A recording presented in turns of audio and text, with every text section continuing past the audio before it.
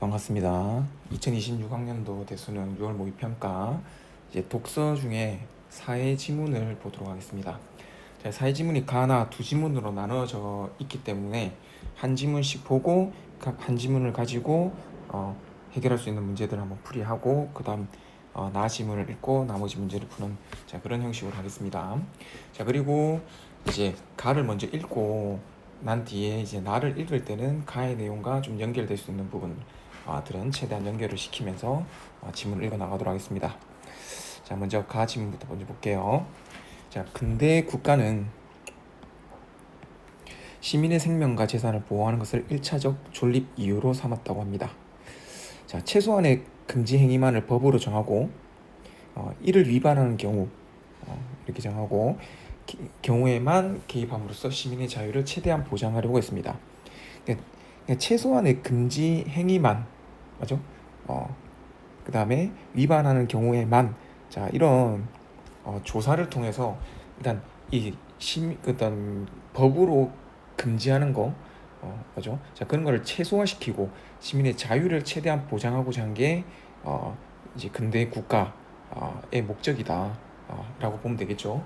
자, 이러한 목적이 반영된 자유주의적 법 모델 이랬는데, 자, 먼저 첫 번째 자유주의적 법 모델이 나오는데, 그러면 자유주의적 법 모델은 시민의 자유를 최대한 보장하고 법을 최소화한다 이렇게 하면 되겠죠. 그냥 법은 최소, 자유는 최대. 자, 이렇게 생각하면 되겠죠. 자, 그러나 이 모델은 자유를 실질적으로 누릴 사회 경제적 조건이 모두에게 동등하게 주어지지 않은 상황에서, 그냥 현실은, 그죠? 사회 경제적 조건이 모두에게 동등하지 않죠. 자, 그런 상황에서 갈등이나 분쟁에 대처하는데 한계가 있었다고 합니다. 자, 이러한 한계점이 있었다고 하네요. 자, 그러니까 일단 먼저 자유주의적 법 모델의 개념을 먼저 설명한 다음, 또는 뭐 이거를 개념이라고 해도 되고 아니면 목적이라고 해도 될 것 같아요. 설명한 다음에 그 다음에 한계를 제시하고 있습니다. 자, 그리고 난 뒤에 이를 보완할 목적으로 등장한 게 사회복지 국가적 법 모델입니다. 자, 그러면 자유주의적 법 모델과는 좀 반대가 되겠죠. 자, 이 모델에서는 법이 삶의 세계에 더 깊숙이 개입한다고 합니다. 자, 그러면서 개인의 권리 보장뿐 아니라, 자, 그럼 여기서 개인의 권리 보장에다가 플러스 이렇게 돼 있는데, 자, 이게 개인의 권리 보장이 어떤 자유 보장 요런 게 되겠죠. 그러니까 자유주의적 법 모델에서 보장한 내용뿐만 아니라 이렇게 되겠죠. 자, 주거, 노동, 환경 등의 영역에서 평등과 연대의 가치를 구현하기 위한 제도의 구축 및 관리도 법의 역할이 되어 그 역할 수행에 필요한 의무 규정이 늘어난다고 합니다. 자, 그러면 두 번째로 제시된 사회복지 국가적 법 모델은 법의 개입을 더 늘렸죠. 그죠? 법의 개입을 늘리면 반대로 자유는 좀 억제되게 되는 거겠죠.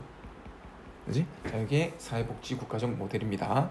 자, 예를 들면 가령이라는 거는 우리 예시를 드러내는 표지니까 대기환경보전법은 오염물질의 배출을 규제하는 대기환경관리체제의 기능을 강화함으로써 깨끗한 환경에서 살 시민의 권리를 실현하기 위한 공적 토대를 만들고자 한다라고 해서 이 법 규제, 그죠? 그러니까 평등과 연대의 가치를 구현하는 법 규제에 대한 예시를 들어주고 있습니다. 자, 이게 이렇게 첫 번째 단락을 한번 봤고요. 자, 그런데 법적 규제가 과도할 경우 삶의 세계를 구성해 온 고유한 직업 윤리 등 이런 것과 같은 문화적 도덕적 규범이 강행적 성격을 띤 법 규범에 의해 침범당하는 경우가 생긴다. 자, 이런 문제점이 발생한다는 거죠. 문제점 또는 한계 이렇게 보면 되겠죠. 자, 그럼으로써 사회 각 영역의 자율적 조절 기능이 훼손되고 사회 통합이 법에 의해 와해된다고 합니다. 자, 그럴수록 공동체는 갈등 상황에서 법 해결에 의존할 수밖에 없게 되고, 자, 그런 규제, 즉 법 해결에 대한 요구량이 증가하면 결국 법의 수행 능력은 한계에 부딪히고 만다. 법도 한계가 있으니까, 그렇죠? 자, 그럼으로써 문제가 발생할 때 법은 마지막 수단이어야 한다는 등 근대법의 기본 원리가 유지되기도 어렵습니다. 자, 결국 법의 규범 구조가 균열된 상태에서 법으로 문제를 해결해야 한다는 당위만 남게 됩니다. 실체는 없고 그냥 그래야 한다라는 어떤 표면만 남게 된다는 거죠. 자, 그로 인해 법 규범이 삶의 세계에 점점 더 깊숙이 개입되게 되고, 자, 이렇게 사회의 자율적 조절 기능은 더욱 망가지는 과정이 반복됩니다. 자, 이러한 악순환. 자, 그러니까 그런 거죠. 우리 문화적 도덕적 규범까지도, 그죠? 법으로 이게 규정하다 보면 사회의 자율적 조절 기능이 훼손되고, 그러다 보면 어쩔 수 없이 법적 해결에 의존할 수밖에 없고, 그러다 보면 더 조절 기능은 더 망가지고, 자, 이런 악순환이란 거죠. 자, 그래서 이런 것들을 방지하면서 사회복지 체제를 보완하고자 등장한 게 절차주의적 법 모델. 자, 세 번째가 되겠죠. 그지? 이거를 보완하기 위해 나타난 거죠. 아, 그러면 이 글은 지금 어떤 법 모델의 개념을 먼저, 개념이나 특징 또는 목적을 먼저 제시하고, 그리고 난 뒤에 한계를 제시한 다음에 보완하는 모델을 제시하고 있다. 자, 이런 구조로 이루어져 있다고 볼 수 있겠네요. 자, 그러면 절차주의적 법 모델에 따르면 법은 분쟁의 직접 개입에 해결책을 내놓는 대신 직접 개입하지 않습니다. 그렇죠? 직접 개입하는 것은 사회 복지 국가적 모델이었죠. 자, 분쟁 당사자들의 논의와 협상을 위한 절차나 권한 분배 등 분쟁 해결 방식에만 관여를 한다고 합니다. 자, 이로써 사회의 자율적 조절 기능을 보존하고 확대하고자 합니다. 즉, 우리 위에서, 그죠? 자, 위에 놨던 사회복지 국가적 법 모델, 이 사회의 어떤 자율적 조절 기능이 망가졌잖아요. 자, 그래서 이거를 보완하기 위해서 분쟁 해결 방식에만 관여를 했고, 절차주의적 법 모델은, 자, 이를 통해서 사회의 자율적 조절 기능을 보존하고 확대하고자 했다. 자, 이렇게 이루어져 있네요. 자, 또한 권력과 자본이 논의의 장에 개입해 일부가 발언권을 독점하거나 부당한 권력을 행사할 수 있으므로, 자, 이거를 방지하기 위해 이에 대한 점검 과정을 절차 안에 두었습니다. 아, 그러면 일단 권력과 자본이 독점하거나 영향력을 행사할 수 있다라는 측면에서 역시 절차주의적 법 모델도 어떤 불평등을, 개인 간의 어떤 불평등을 전제로 하고 있구나라는 걸 알 수 있죠. 그렇지? 자, 우리가 앞에 지금 위에서 자유주의적 법 모델은 개인 간의 불평등 이런 것들을 전혀 고려하지 않았습니다.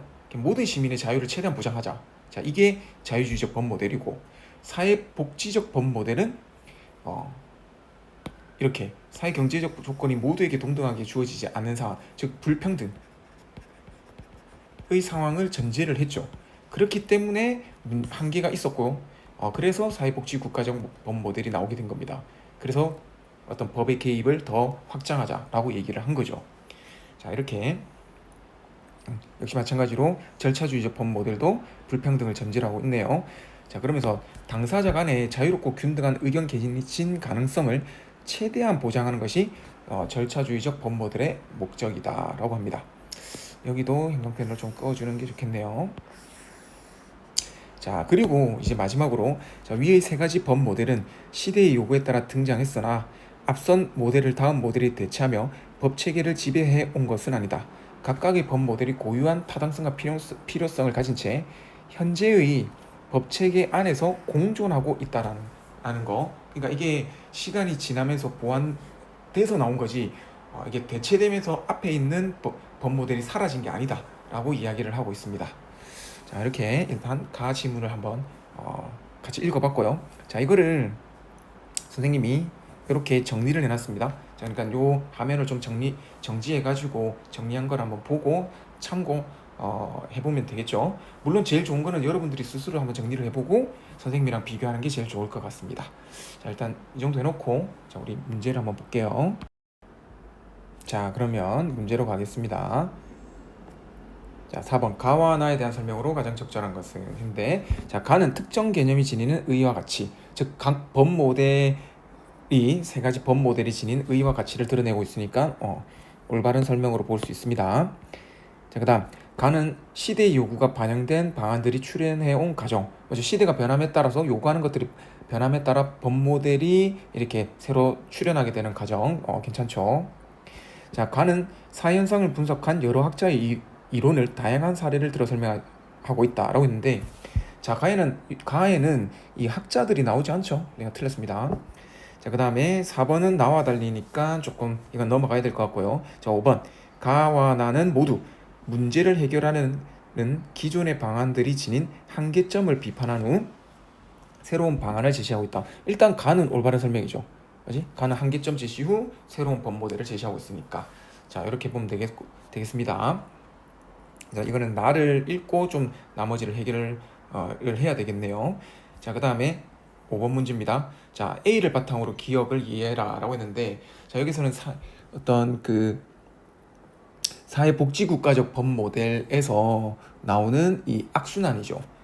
자, 그럴 때 이 악순환을 이해해라 라고 했을 때 법이 사회 각 영역의 자율적 조절 기능에 점점 더 의존한다고 했는데, 자, 지금 사회복지국가적 법 모델의 문제점이 자율적 조절 기능이 점점 약화된다라는 거죠. 그러니까 점점 의존한다. 틀렸습니다. 자, 그 다음에 근대법의 기본 원리를 철저히 고수하는 법정책이라고 했는데, 자, 근대법의 기본 원리는 자유에 맡기는 거죠. 법은 최소한 마지막 수단이라고 했으니까 철저히 고수하는 게 아니고 이에 위반되는 것이었습니다. 자, 3번 이전에는 법적 규제를 통해 해결하지 않던 문제들까지도 법의 해결 과제. 그러니까 법이 과도하게 이제 어떤 법적 규제가 과도해진다라는 문제점이니까 3번이 올바른 설명이네요. 4번 갈등 상황에서 문화적으로 전승되어 온 규범이 법 규범보다 우선적으로 투입되는 게 아니고 법 규범이 문화적 규범보다 더 우선적으로 투입된다고 했죠. 자, 그러니까 틀렸습니다. 삶의 세계에 대한 법의 간섭 빈도가 점점 줄어드는 게 아니고 늘어나는 거죠. 자, 그러니까 5번도 틀렸습니다. 자, 됐죠? 자, 그 다음 자, 6번은 가와 나를 이해하니까 둘 다 봐야 될 것 같고, 7번도 나를 봐야 되고요. 8번도 그렇습니다. 나를 다 봐야 되니까 일단 가만 가지고 해결할 수 있는 거는 이 정도입니다. 자, 그러면 이 정도 해놓고 이제 우리는 나 지문을 읽어야겠죠. 자, 나를 한번 볼게요. 자, 나를 읽으면서는 가에 나오는 각 법 모델과 비교를 하면서 읽어주는 게 좋을 것 같아요. 자, 재산 관계에서는 개인의 자유가 최대한 보장되어야 하므로 계약으로 권리와 의무가 인정되는 것이 원칙이다 라고 했습니다. 자, 개인의 자유가 최대한 보장된다. 이게 뭐와 관련된 겁니까? 그죠? 우리 가에 나오는 자유주의적 법 모델이죠. 자, 법 모델과 관련된 내용이고, 자, 그리고 자, 이 뒤에 계약으로 권리와 의무가 인정되는 게 자유가 보장된다고 했으니까, 자, 이 계약을 우선하는 게 자유주의적 법 모델과 연결되는 겁니다. 자, 그러나 사회 경제적 조건을 달리하는 당사자들 간에 지금 불평등이죠. 자, 불평등을 전제로 했습니다. 자, 그렇기 때문에 약자 보호를 위해서 자, 법률로 그 내용이 정해지는 경우가 있고, 이때는 이를 계약으로 변경할 수 없다고 합니다. 자, 법률로 그 내용이 정해지는 경우가 있다고 했어? 그러면 약자를 위해서 법이 규제한다 라고 하니까 이거는 사회국가적 법 모델에 해당되는 거겠죠.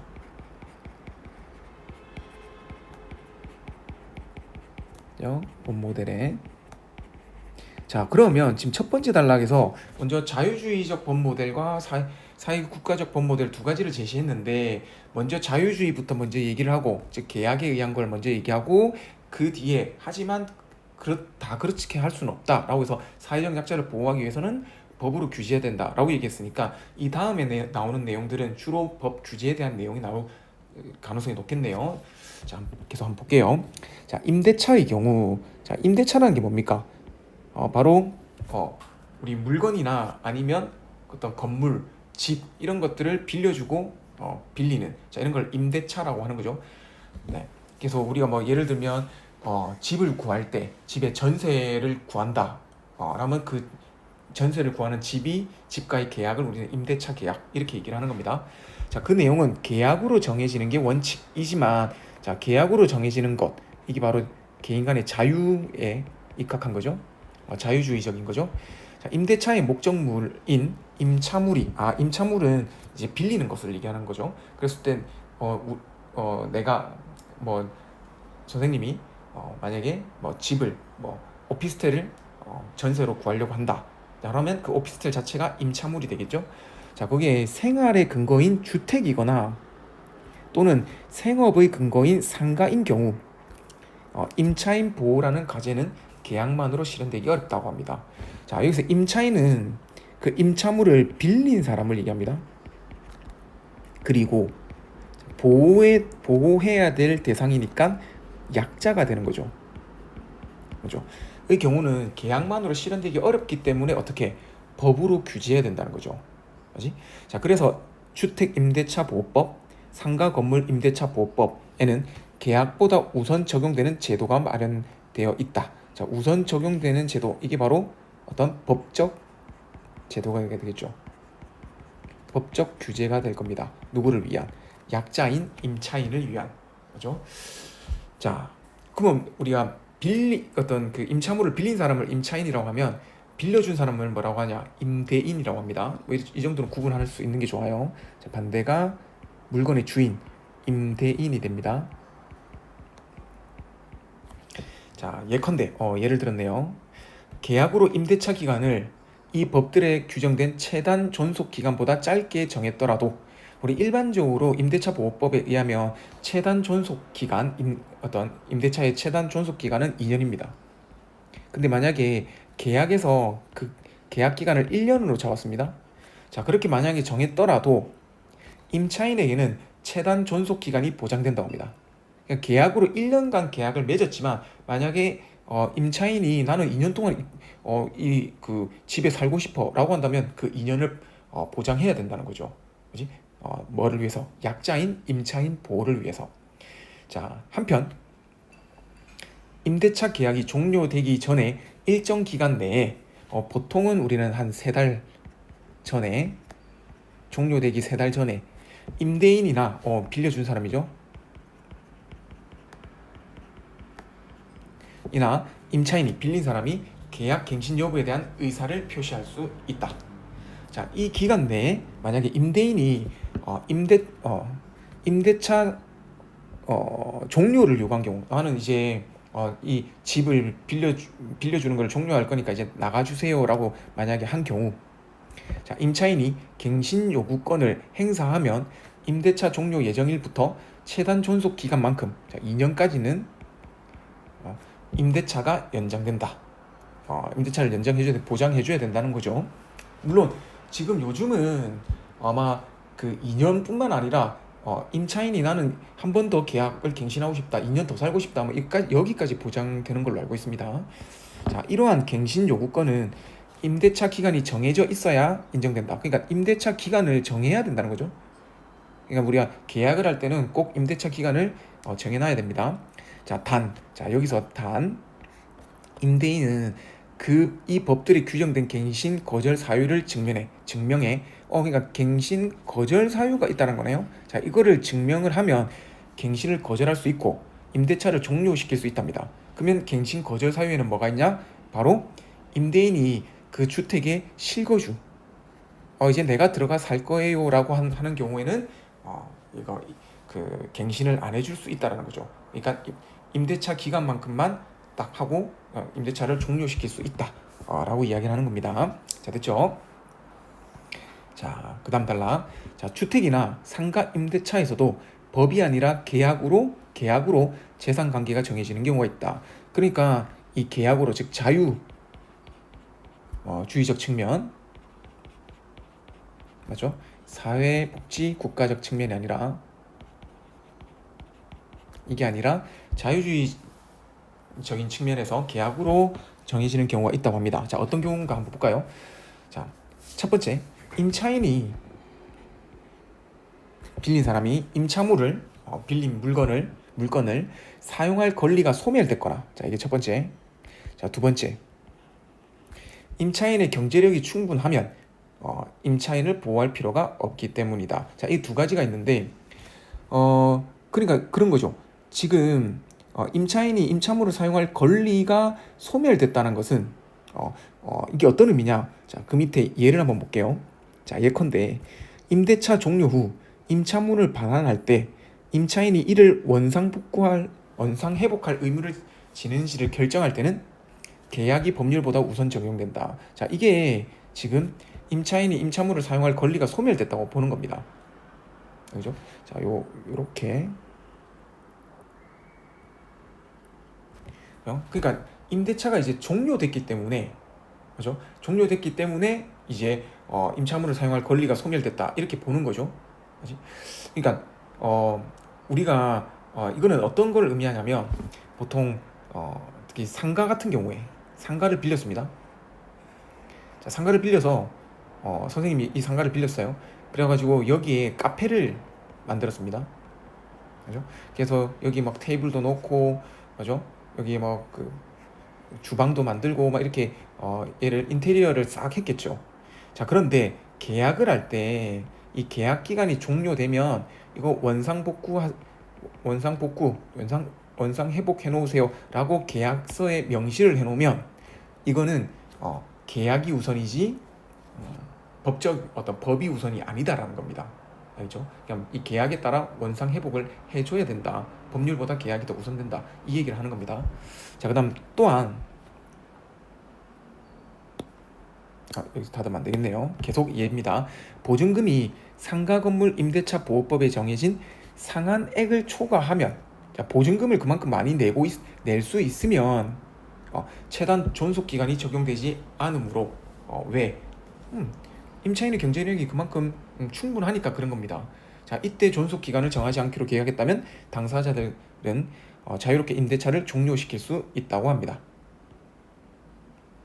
자, 그러니까 이 두 가지 예를 들어줬는데, 자, 그러면 여기서 조금 궁금한 게 상가 건물 임대차 보호법에서 정해진 상한액의 초과, 이거는 뭐냐면 이거는 보통 환산 보증금을 얘기하는데 그냥 참고하세요. 보증금을 보는데 환산 보증금이라는 게 이제 보증금에다가 플러스 월세 곱하기 100. 자, 한 거를 환산 보증금이라고 하거든요. 자, 예를 들면 보증금을 1억을 내고 월에 100만 원씩 월세를 내겠다라고 계약을 했으면, 자, 여기에 100을 곱하면 1억이 되죠. 그죠? 자, 그러면 환산 보증금은 두 개를 더해서 2억이 됩니다. 자, 이렇게 계산을 하는 거예요. 자, 그랬을 때 서울은 9억이 상한액이고요. 이제 서울을 제외한 수도권 지역, 그 다음에 부산은 6억 9천입니다. 그리고 역시 이 부산을 제외한 강력시는 5억 4천, 나머지는 아마 3억 7천 이 정도가 상한액에 해당되는 겁니다. 그러니까 서울은 아니면 우리 그 선생님 부산 사니까 부산으로 따지면 이렇게 보증금을 했을 때 6억 9천 이상이 있단 말은, 맞죠? 낼 수 있단 말은 그만큼 경제력이 충분하다라고 볼 수 있다는 거죠. 그렇기 때문에 법적으로 보호받지 않는다는 겁니다. 계약에 따른다라는 겁니다. 자, 됐죠? 자, 그런데 만약에 임대차 분쟁이 발생한 경우, 자, 이를 해결하기 위한 원칙적 절차는, 원칙은 재판입니다. 얘가 원칙. 자, 여기서 당사자들은 각자 자신의 주장을 뒷받침할 자료를 제출해야 된다고 합니다. 자, 한편 분쟁 해결 절차에서 당사자들의 자유로운 의견 개진을 보장하기 위해라고 했는데, 자유로운 의견 개진, 이건 뭐와 관련돼 있었습니까? 맞죠? 절차주의적 법모델이었죠. 그러니까 여기서 이제 절차주의와 관련된 내용이 나옵니다. 주택임대차보호법과 상가건물임대차보호법에는 임대차 분쟁 조정 절차도 마련되어 있다고 합니다. 임대차 분쟁 조정 절차가 있다고 합니다. 이때 조정 절차는 이 조정위원회가 주관하는데 당사자를 위해 자료를 수집해 줄 수 있다고 합니다. 즉, 재판을 하게 되면 당사자가 그 주장을 뒷받침할 수 있는 자료를 직접 찾아야 되는데 이 조정 절차에 들어가면 조정위원회에서 대신 수집을 해준다고 합니다.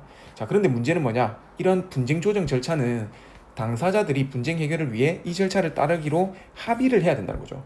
한 명이라도 반대를 하면, 즉 합의한다면 둘 다, 그죠? 동의한다는 말이죠. 한 명이라도 반대하게 되면 이루어지지 않고 원칙적으로 재판 절차로 간다라는 내용입니다. 자, 됐죠? 자, 이렇게 우리 나 지문을 봤는데, 자, 역시 자, 나와 관련된 내용을 정리해서 해놨으니까 참 공부하는데 정리하는데 참고하시면 되겠습니다. 자, 그러면 자, 이제 나를 읽었으니까 이제 나머지 문제들 한번 봅시다. 자, 1번. 나는 특정 개념의 변화에 대한 전망? 변화에 대한 전망은 제시되어 있지 않았죠. 자, 그러니까 1번 틀렸습니다. 자, 2번. 나는 특정 과제 해결을 위한 제도에 대해 서술하고 있다. 맞죠? 자, 이거 약자를 보호하기 위한 어떤 법적 절차, 임대차 보호법과 보호법, 즉 주택과 상가 건물 임대차 보호법에 대한 이야기를 하고 있으니까 올바른 설명이네요. 그래서 답이 2번이 되고요. 자, 4번. 나는 문제 해결을 위해 등장한 방안이 과도하게 적용될 경우 발생할 수 있는 문제점. 나에는 없고 오히려 가에, 맞죠? 사회복지국가적 법 모델이 과도하게 적용될 경우에 악순환 에 빠지게 된다라고 했으니까 이건 반대로 되겠죠. 가는 나와 달리 이렇게 돼야 될 겁니다. 자, 그래서 틀렸습니다. 자, 5번. 나는 모두 문제를 해결하는 기존 방안들이 지닌 한계점 비판 없었습니다. 그죠? 자, 그래서 5번도 틀렸고, 그래서 4번은 답이 2번이 되겠습니다. 자, 됐죠? 자, 그 다음에 5번은 우리 해결을 했고요. 자, 6번 한번 볼게요. 자, 선지 1. 자유주의적 법 모델은 임대인과 임차인이 합의한 계약을 법이 존중하여 그 내용에 원칙적으로 개입하지 말아야 한다고 판단하겠군. 자유주의적 법 모델에 의하면 이 계약을 중시해야 되니까 올바른 설명이 되겠죠. 자, 2번.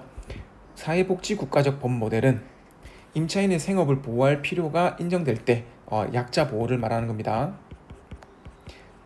이때 법적으로 제한을 해야 된다 라고 했으니까 역시 올바른 설명이 되겠죠. 자, 그 다음에 절차주의적 법 모델은 임대차 분쟁 조정에서 당사자들의 자유로운 의견 개진 기회를 법적으로 보장하기 위해서 나온 게 보장해야 된다라는 게 절차주의적 법 모델이죠. 우리 절차주의적 법 모델은 당사자들 간의 자유로운 의견 개진을 목적으로 두고 있으니까 자, 올바른 설명입니다.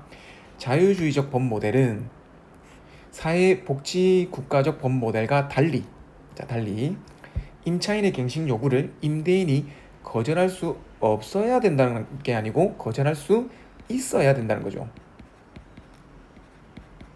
계약에 따라서 없어야 된다는 게 없을 수도 있다는 게 사회복지국가적 법 모델이죠. 약자 보호를 위해서. 그래서 답이 4번이 되겠네요. 틀렸습니다.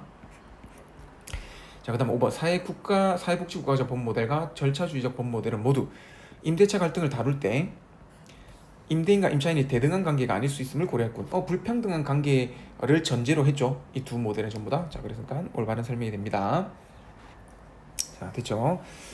자, 그 다음에 7번을 볼 건데, 나를 바탕으로 가의 이유인데, 자, 가는 이렇게 돼 있죠.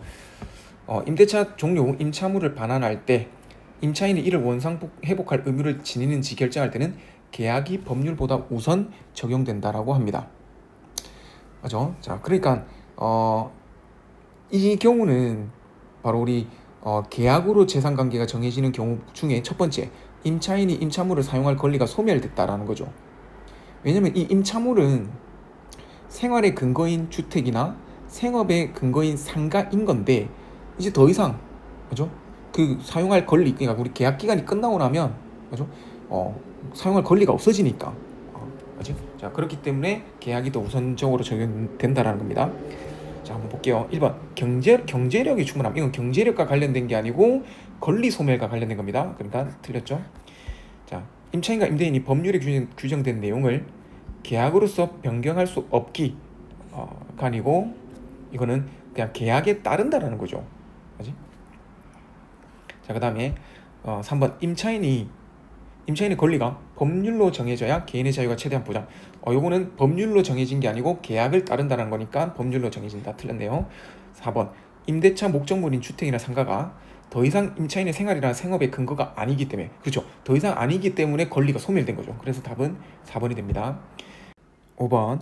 임차물이 상가인 경우 임대차의 내용 결정은 임차인의 사회 경제적 조건과 무관하기 때문이다 라고 했는데, 생업과 관련된 상가기 때문에 어떤 임차인의 어떤 사회적 약자인 임차인을 보호하기 위해서 계약보다 우선적으로 법이 적용되고 마련되어 있다라고 얘기하니까 5번은 역시 틀렸네요. 자, 이렇게 7번까지 봤고요. 자, 그 다음에 자, 8번입니다. 자, 가나를 바탕으로 보기를 이해한 내용으로 적절하지 않은 것은 이라고 되어 있습니다. 자, 갑은 자신이 소유한 A 주택과 B 상가. 그러면 갑은 일단 임대인이겠네요. 자, 그리고 상가를 을에게 임대하기로 했습니다. 자, 을이 임차인이 되고, 그죠? 자, 그러면 A 주택과 B 상가는 임차물이 될 겁니다. 자, 그러면서 자, A 주택의 임대차 기간은 주택 임대차 보호법에 규정된 최단 존속 기간으로 정했으나 예를 들면 한 2년이라고 합시다. 이렇게 정했으나 자, B 상가의 임대차 기간은 정하지 않기로 했다. 임대차 기간을 정하지 않았네요. 자, 그 다음에 B 상가의 보증금은 상가 건물 임대차 보호법에 규정된 상한액을 초과했습니다. 보증금이 지금 상한액을 초과했기 때문에 이거 어디에 해당되는 겁니까? 이거는 법이 아니라 계약으로, 맞죠? 어떤 계약으로 관계가 정해지는 경우가 해당되겠네요. 자, 그 다음에 갑이 위의 두 법에 규정된 갱신 여부에 대한 의사를 표시할 수 있는 기간 중에 자, 을에게 A 주택과 B 상가에 대한 임대차를 종료하겠다고 이야기를 했습니다. 주장했습니다. 자, 그랬을 때 자, 을이 갱신을 요구했다. 갱신 요구권을 행사하게 됩니다. 자, 그러면 맞죠? 근데 하지만 자, 갑은 위기간 내에 갱신을 거절하고 을에게 지금 A 주택과 B 상가를 반환하라고 함으로써 분쟁이 생겼다고 합니다. 자, 지금 A 주택 같은 경우는 그죠? 주택 임대차 보호법에 따라서 최단 존속 기간을 지금 이제 보존 해줘야 됩니다. 맞죠?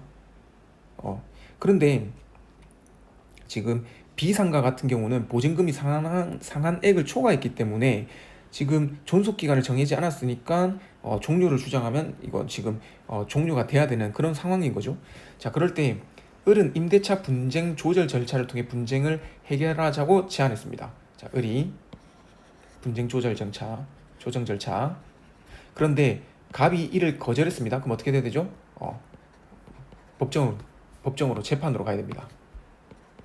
자, 재판으로 갈 경우는 맞죠? 당사자들이 근거를 찾아와야 되는 거죠. 예? 만약에 분쟁 조절 절차로 갔으면 조정위원회에서 어떤 근거를 찾아줄 건데, 자, 이 내용을 바탕으로 자, 선택지를 한번 볼게요.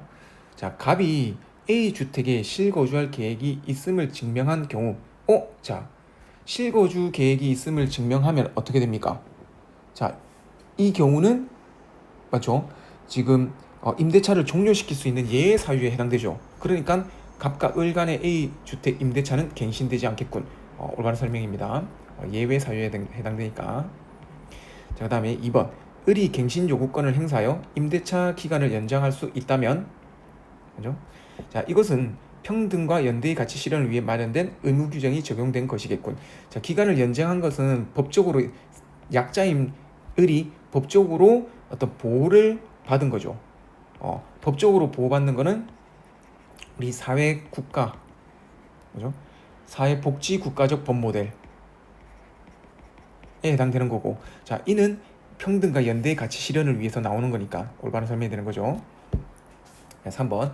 을은 갑에게 상가 건물 임대차 보호법에 규정된 최단 존속 기간을 주장할 수 없겠군. 왜? 그렇죠? 이게 보증금이 상한액을 초과했기 때문에 경제력이 충분하다고 보는 겁니다. 그래서 주장할 수가 없습니다. 괜찮죠? 4번. 을의 의사와 무관하게 갑이 비상가 임대차를 종료시킬 수 있는 것은 시민 개개인의 자유가 갑에게 보장된 것이군. 자, 계약에 따라서 관계가 정해지는 거니까 이거는 자유주의적인 거죠. 그러니까 올바른 설명이 되는 겁니다. 자, 5번. 갑과 을 간의 A주택 임대차에 관한 분쟁 해결 절차에서 조정위원회가 을을 위해 자료를 수집할 수 있겠군. 자, 지금 조정 절차에 합의를 못했죠. 그러니까 재판에 갔기 때문에 조정위원회가 자료를 수집할 수 없습니다. 자, 이러기 위해서는 이게 분쟁 조정 절차로 들어가야 되는데 들어가지 못했죠. 자, 그래서 5번이 틀린 설명이 해당되네요. 자, 그래서 답은 5번이 됩니다. 자, 됐죠. 자, 그 다음에 우리 9번 문맥상의 의미인데, 자, 우리 이런 문맥상의 의미를 찾을 때는 항상 밑줄 그어진 서술어의 앞부분과 비교를 해줘야 되는 겁니다. 그래서 선생님이 앞부분에 지금 형광펜으로 밑줄을 꺼놨는데, 자, 예를 들면 이런 거예요. 자, A를 한번 볼게요. 자, A는 1차적인 존립 이유로, 자, 지금 존립 이유로 삼았다고 합니다. 자, 그러면 이 존립 이유와 유사한 부사어가 나와야 됩니다. 자, 그랬을 때 1번은 근거로가 나오죠. 자, 근거로는 이유와 거의 유사하죠. 그렇지? 그렇기 때문에 1번이 적절한 설명이 됩니다. 가까운 의미로 쓰인 겁니다. 자, 그런데 만약에 자, B를 한번 볼까요? 자, B는 부딪혔습니다. 어디에? 한계에 부딪혔죠. 그죠? 부딪힌다의 부사는 한계에입니다. 자, 그러면 자, 한계에와 지금 여기는 친구와죠. 자, 한계라는 것과 친구는 완전 다른 유사성이 많이 의미가 상당히 먼 부류의 단어에 해당됩니다. 자, 그러니까 이거는 가까운 의미로 쓰인 게 아니죠. 그래서 2번은 틀리는 겁니다. 자, 이런 식으로 3, 4, 5번을 각각 보면 지금 앞에 본문에 쓰여 있는 제시문에 쓰여 있는 어떤 주어나 목적어나 부사어와는 좀 다른 거리가 먼 의미의 단어들이기 때문에 가까운 의미로 쓰였다 볼 수 없는 겁니다. 자, 이렇게 항상 어휘 문제를 찾을 때는 앞에 나오는 주어나 목적어나 부사어를 비교함으로써 문제를 풀어나가면 정확하게 문제를 풀 수 있습니다. 자, 여기까지 우리 사회 지문을 보도록 할게요. 자, 다들 고생 많았습니다.